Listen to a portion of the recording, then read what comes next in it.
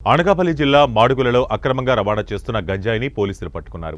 ముందుగా అందిన సమాచారం మేరకు మాడుగుల మండలం గరికిబంద చెక్పోస్టు వద్ద మాడుగుల పోలీస్ సిబ్బంది తనిఖీ చేస్తుండగా AP 16 DB 4400 అనే నెంబర్ గల స్కార్పియోలో ఏజెన్సీ ప్రాంతం పాడేరు నుండి దిగువ ప్రాంతానికి అక్రమంగా రవాణా చేస్తున్న కర్నూలు జిల్లా బేతంచెర్ల గ్రామానికి చెందిన ఒకే కుటుంబంలోని 4 వ్యక్తులు స్కార్పియోలోని బ్యానెట్లో 6 కేజీల గంజాయిని చిన్న చిన్న ప్యాకెట్లుగా పెట్టి తరలిస్తుండగా పట్టుకున్నట్లు మాడుగుల SI నారాయణరావు తెలిపారు. కారును సీజ్ చేసి 4 వ్యక్తులను అరెస్టు చేసినట్లు తెలిపారు.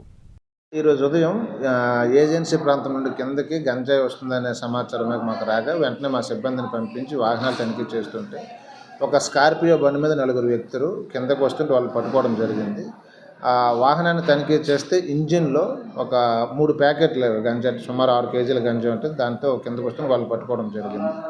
ఈ 4 వ్యక్తులు ఒకే కుటుంబ సభ్యులు, కర్నూలు జిల్లా బేతంచెర్ల ప్రాంతానికి చెందిన వాళ్ళు. వాళ్ళ 4గురిని అరెస్ట్ చేసి ఆ వెహికల్ని, ఈ గంజాయిని సీజ్ చేయడం జరిగింది. ఇప్పుడు వాళ్ళ రిమాండ్ నిమిత్తం పంపించడం జరిగింది. గరికబంద గ్రామంలో, మన ఏజెన్సీ కింద ఉన్న గరికబంద గ్రామంలో.